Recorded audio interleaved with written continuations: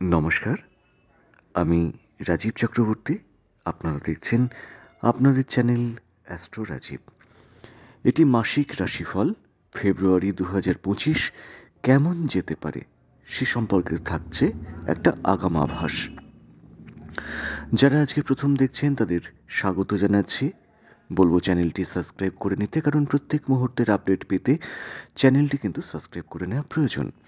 Phone number, WhatsApp number তো থাকলোই, চাইলে যোগাযোগ করতে পারেন সরাসরি, আমি কিন্তু ফোনটা ধরি।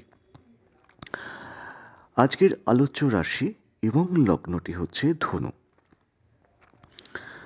দেবগুরু বৃহস্পতি তার প্রভাবিত এই রাশি, অগ্নিতত্ত্বের কারক এই ঘরটি।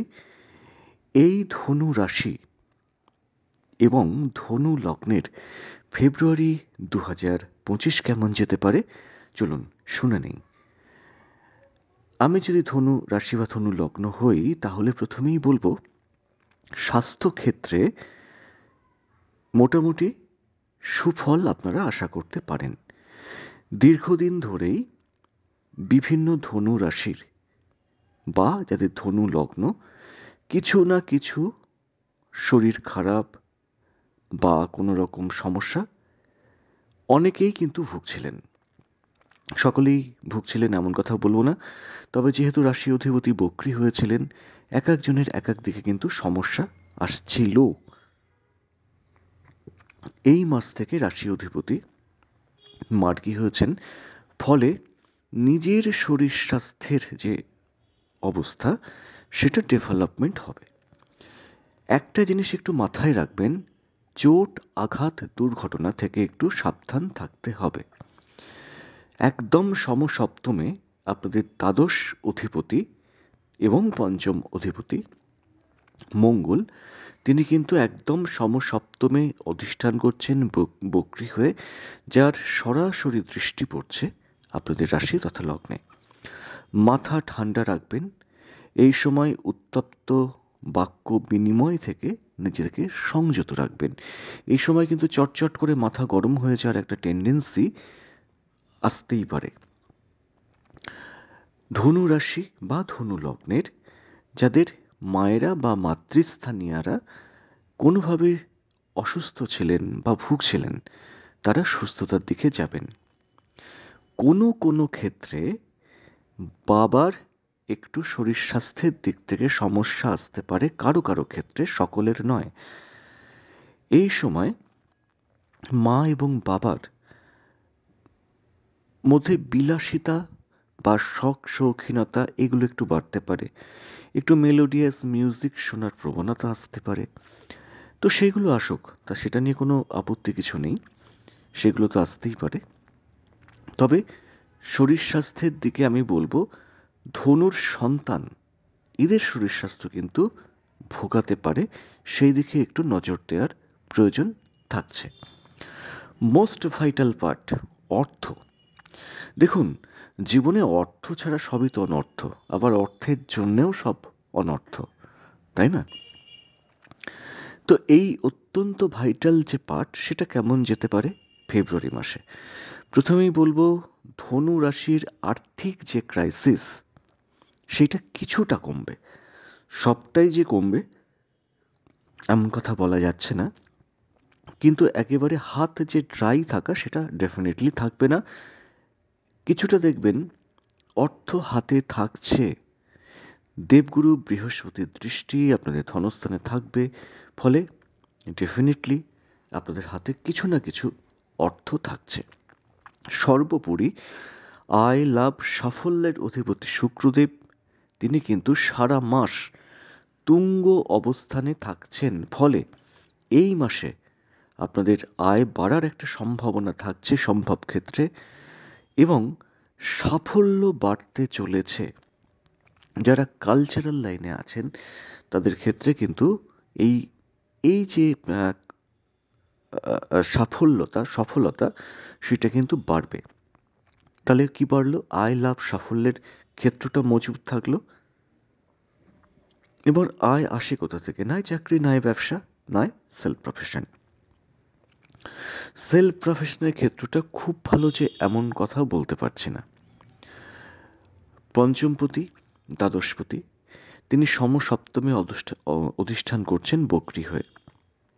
ফলে এই বক্র গতির কারণে কিন্তু সেলফ প্রফেশন 24 তারিখ পর্যন্ত কম বেশি ভোগাবে। তারপর থেকে একটা স্টেবিল জায়গায় কিন্তু আসবে কাদের? ধনুরাশি বা ধনু লগ্নের যারা সেলফ প্রফেশনে আছেন তাদের ক্ষেত্রে। চাকরির ক্ষেত্রে ডেফিনেটলি সুযোগ বাড়বে। চাকরির ক্ষেত্রে কারো কারো ক্ষেত্রে ডেফিনেটলি নতুন চাকরির একটা সুযোগ তৈরি হবে, নতুন সম্ভাবনা তৈরি হবে। হয়তো কোনো ক্ষেত্রে ইন্টারভিউ দিয়েছিলেন, ডাক আসেনি। কোনো ক্ষেত্রে হয়তো আপনি প্যানেলে আপনার নাম ছিল, আসার কথা ছিল চিঠি, কিন্তু আসেনি। এই মাসে দেখবেন 4 তারিখের পর থেকে সেই বাধা বা সেই যে ক্ষেত্রগুলো আস্তে আস্তে কাটবে। নতুন কর্মযোগ বা নতুন কর্মক্ষেত্রে প্রবেশের একটা সুযোগ অনেক ধনু নিশ্চিতভাবেই পাবেন। কর্মক্ষেত্রের একটা শত্রুতা বলুন, একটা অফিস পলিটিক্স বলুন, এইটার শিকার হচ্ছিলেন ধনু। অনেক ধনু দীর্ঘদিন ধরে কিন্তু দিশা পাচ্ছিলেন না যে কিভাবে এটা থেকে বেরিয়ে আসবেন।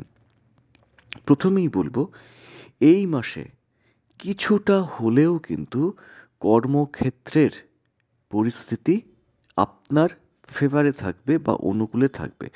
শত্রুতা কি থাকবে না? না, শত্রুতা থাকবে না। কিন্তু আল্টিমেট শত্রুতা কি থাকবে না?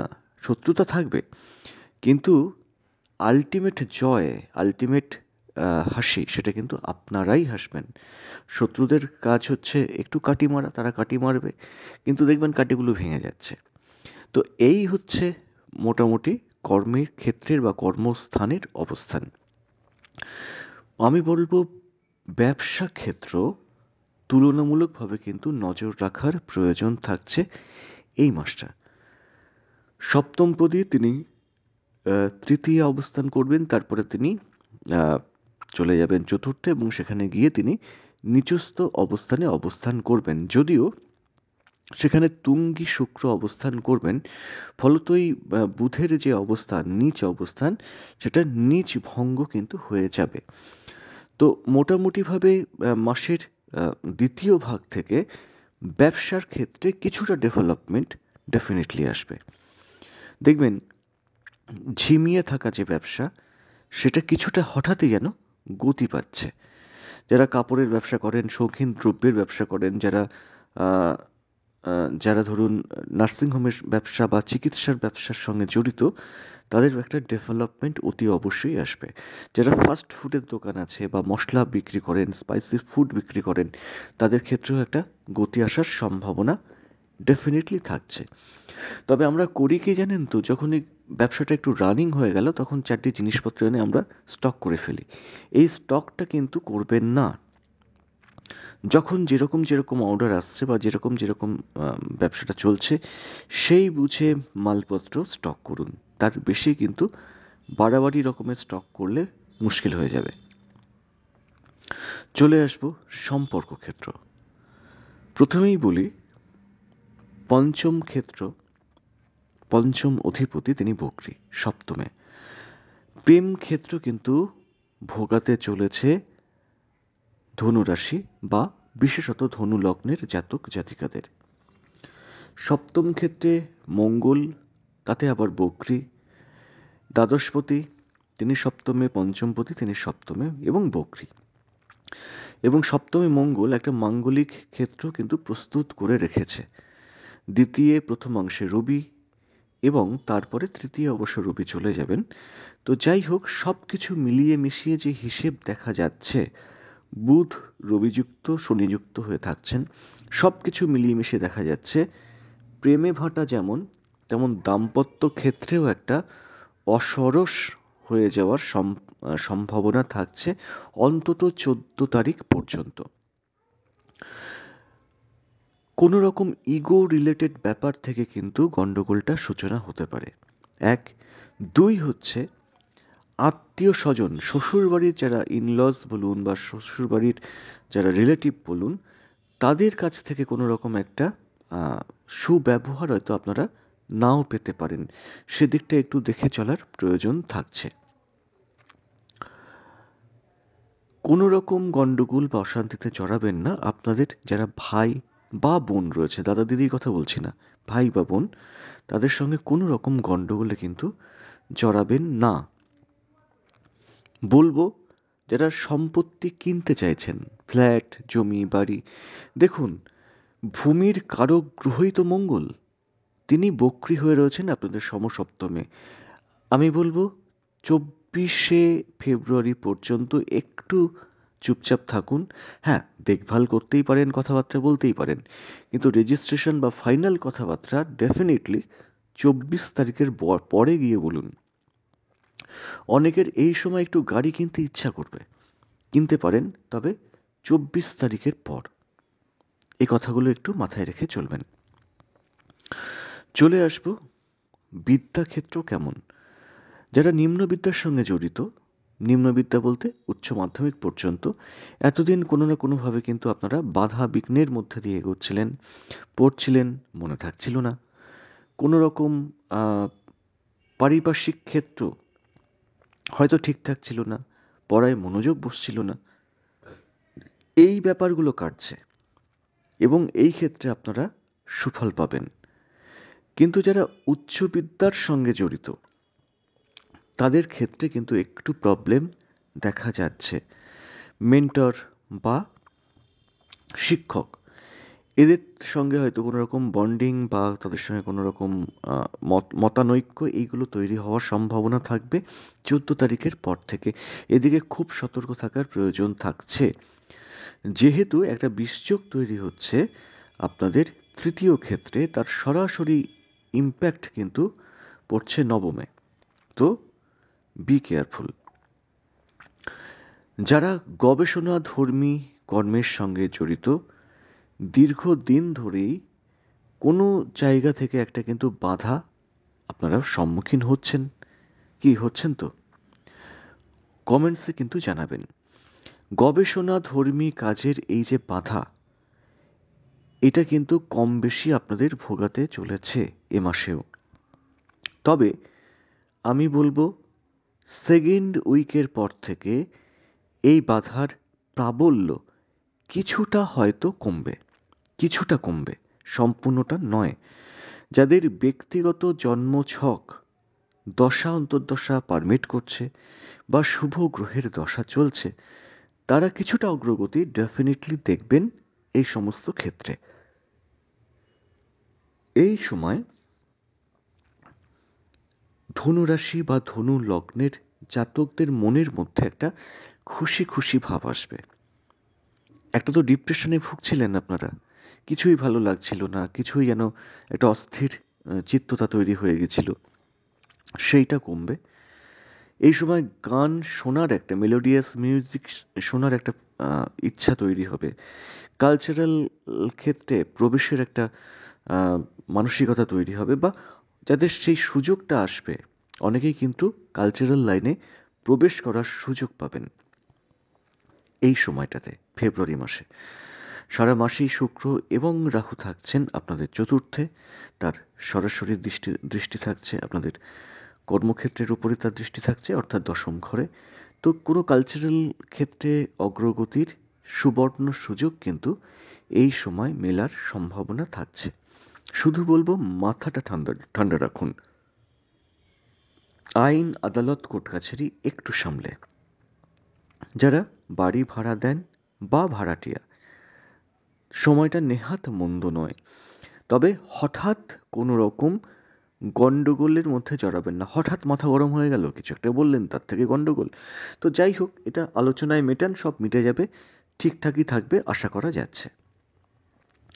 যারা বিদেশে থাকেন বা বিদেশে দীর্ঘদিন ধরে আছেন, বৈদেশিক যোগাযোগের মধ্যে রয়েছেন, আবারও আপনাদের বলবো সময়টা কিন্তু সেইভাবে অনুকূল নয়। বাইরের কোনো যোগাযোগ, সেটা হতে পারে আপনি কলকাতায় থাকেন, আপনি ম্যাঙ্গালোরে চেষ্টা করছেন, এই ক্ষেত্রটা না খুব একটা শুভকর কিন্তু দেখাচ্ছে না। দ্বাদশ অধিপতি বক্রী, তো সেক্ষেত্রে এবং দ্বাদশে রাহু এবং শনিরও দৃষ্টি থাকছে। সব কিছু মিলিয়ে মিশিয়ে অবস্থা কিন্তু অনুকূলে নয়। যারা বিদেশে থাকেন তাদের বলবো সময়টাকে একটু কাটিয়ে নিন। সুযোগ পাবেন, সময় পাবেন, তখন না হয় ব্যাপারগুলো একটু দেখে নেবেন। কেমন? তো মোটামুটি স্বাস্থ্য শুভ, শুধু চোটাঘাত, দুর্ঘটনা থেকে একটু সাবধান থাকবেন। মায়ের স্বাস্থ্য উন্নতির দিকে যাবে, পিতার স্বাস্থ্যের দিকে কারো কারো ক্ষেত্রে একটু নজর দেওয়ার প্রয়োজন আছে। অর্থক্ষেত্র তুলনামূলকভাবে শুভ থাকছে। উচ্চশিক্ষায় একটু বাধা আসতে পারে, গবেষণাধর্মী কাজে একটু বাধা, কিন্তু নিম্নবিদ্যা শুভ। প্রেম দাম্পত্য একটু চাপের, সব কিছু মিলিয়ে মিশিয়ে চলতে হবে মাথা ঠান্ডা রেখে। আজ এ পর্যন্তই। নমস্কার।